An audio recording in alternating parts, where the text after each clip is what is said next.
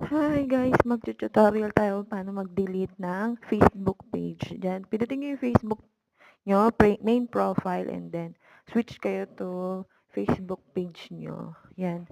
Tapos, pindutin niyo yun sa gilid, yung may mukha nyo tapos may tatlong guhit. Then settings, and dyan sa baba, and privacy. And hanapin nyo yung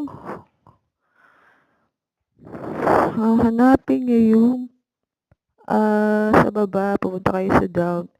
Babasahin nyo yan lahat kasi hahanapin natin yung asa na nga ba hinahanap natin na tungkol sa active your information. Ayan.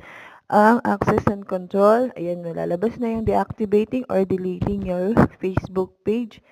Yan, mamimili kayo ng reason, tapos i-delete nyo lang yan, tapos pipinduin nyo yung password nyo, then go delete